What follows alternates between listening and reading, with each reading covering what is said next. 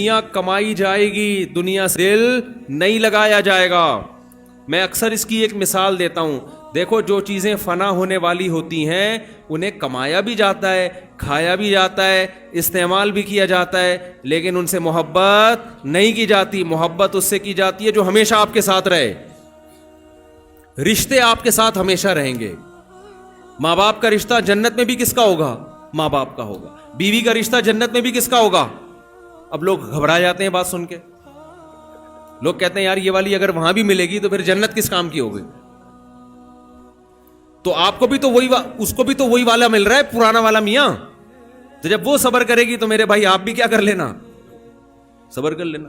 ایک خاتون کا میاں عجیب سا تھا نا، اس نے مجھے فون کیا، بیچارہ کہیں شادی ہو گئی اس کی کسی آڑے ترشے سے آدمی سے۔ تو پہلے میں بہت فون اٹھایا کرتا تھا، تو خاتون کہنے لگی مفتی صاحب ہم تو صبر کر رہے ہیں اپنے میاں کے ساتھ، پرسنالٹی نہیں ہے، کیا جنت میں یہی والا ملے گا؟ میں نے کہا بالکل یہی والا ملے گا، یہ تو رشتہ جب ہاں اس کے مرنے کے بعد کہیں اور شادی ہو جائے کسی خاتون کی تو جو آخری والا ہوتا ہے وہی ملتا ہے نا۔ تو میں نے کہا یہی والا ملے گا۔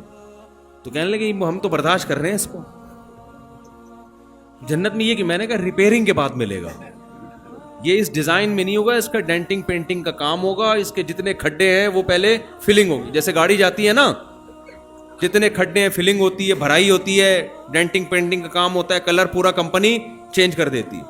تو میں نے کہا ڈینٹنگ پینٹنگ کے بعد ملے گا، اس کی بھرائی ہوگی، کلر چینج ہوگا، پورا تیار کیا جائے گا، جو مینوفیکچرنگ فالٹ ہے نا اس کے اندر وہ بھی سارے کیا ہو جائیں گے، حالانکہ مینوفیکچرنگ فالٹ دور اکثر نہیں ہوتے۔ تو آپ پریشان نہ ہو، ٹینشن نہ ہو، یہ ڈیزائن چینج ہو کے ملے گا آپ۔ پھر تھوڑی اس بیچاری کو تسلی ہوئی۔